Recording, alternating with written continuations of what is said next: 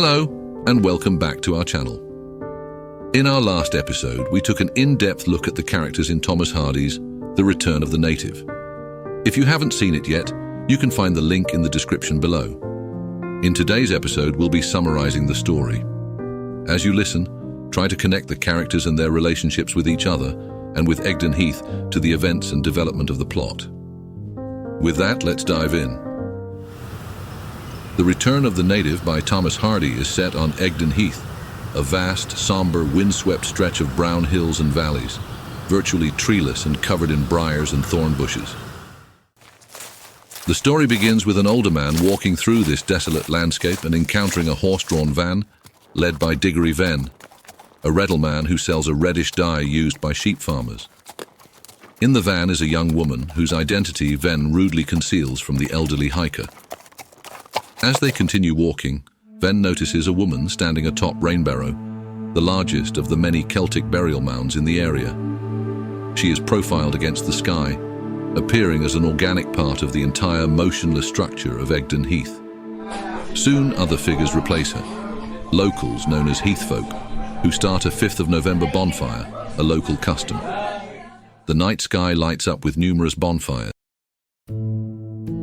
The young woman travelling in Diggory Vye's cart is Clym Yeobright. She was supposed to marry Damon Wildeve that day, but the marriage did not happen. Thomas's aunt, Mrs. Yeobright, confronts Wildeve at his inn, demanding an explanation. When the bonfire burns out, the locals come to serenade Thomasin and Wildeve, thinking they are newly married. Wildeve manages to get rid of them and sets off to see Eustacia Vye, the mysterious figure Vye saw earlier standing on Rainbarrow.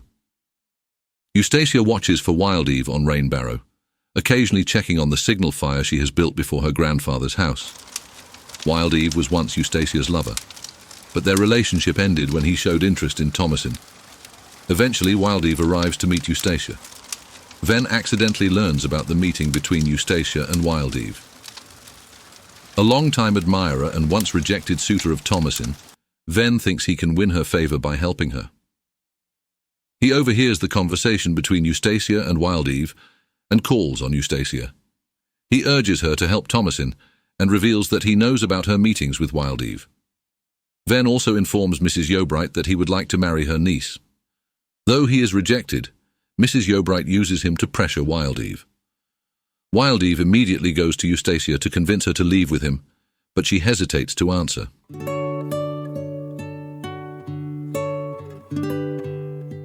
News of the arrival of Mrs. Yeobright's son, Clym, for the Christmas holidays spreads across the heath, reaching Captain Vye's house, where Eustacia also hears about it. Mrs. Yeobright and Thomasin prepare for Clym's arrival. After catching a glimpse of him, Eustacia becomes fascinated by him. She arranges to substitute for one of the boys in the traditional Christmas mumming, a play where actors use gestures, masks, props, and elaborate makeup with outspoken lines. The first performance is at a party hosted by Mrs. Yeobright. During the performance, Eustacia meets Clym.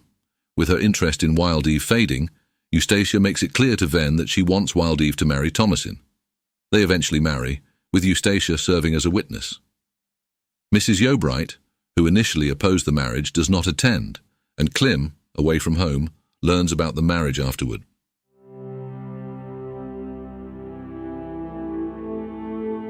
Clym gives up his business career in Paris and returns to Egdon Heath to become a schoolteacher for those who can't afford existing schools.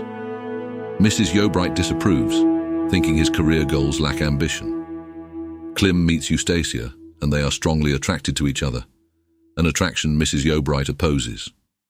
Clym and Eustacia see each other regularly on the heath for several months before Clym proposes. She agrees, hoping he will eventually take her to Paris. Clym and his mother quarrel over his love for Eustacia, leading him to leave his mother's house.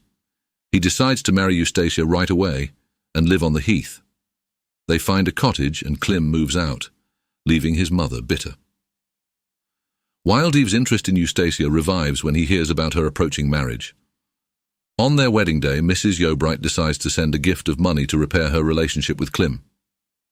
The other half of the money is for her niece Thomasin, who recently married Damon Wildeve.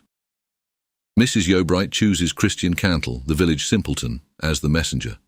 Cantle loses the money gambling with Wildeve, who wants revenge on Mrs. Yeobright for not trusting him. Ven wins it back from Wild Eve, but mistakenly gives it all to Thomasin, which leads to a series of misunderstandings.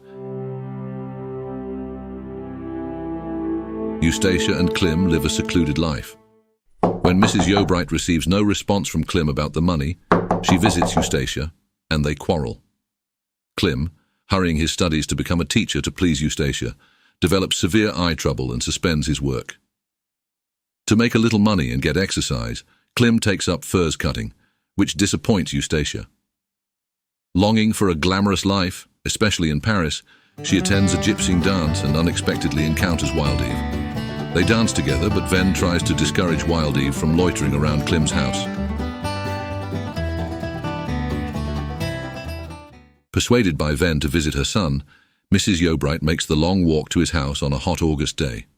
She sees Wild Eve being admitted by Eustacia. When she knocks, Eustacia looks out the window, but doesn't answer. Mrs. Yeobright tries to walk back home, but collapses in exhaustion and is bitten by a snake.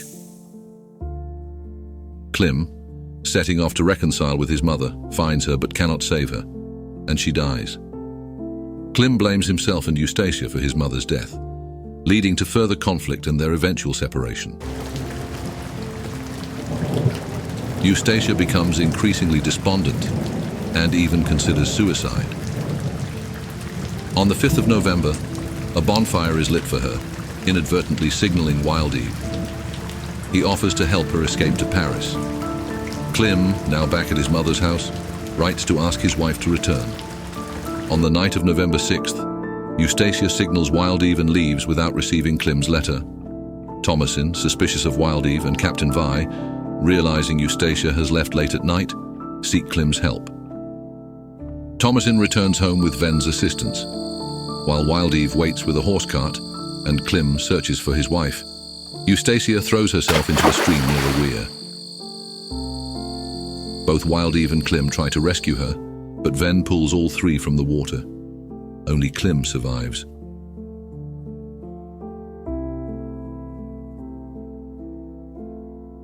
After Wild Eve's death, Thomasin moves in with Clym. Ven, having given up the Redel trade, courts Thomasin, and they marry. Clym, now alone, becomes an itinerant preacher, delivering moral lectures from the top of Rainbarrow, symbolizing his ongoing struggle and search for redemption amidst the unforgiving landscape of Egdon Heath. In our next episode, we will present the novel's powerful themes and examine Hardy's masterful writing style. So stay tuned.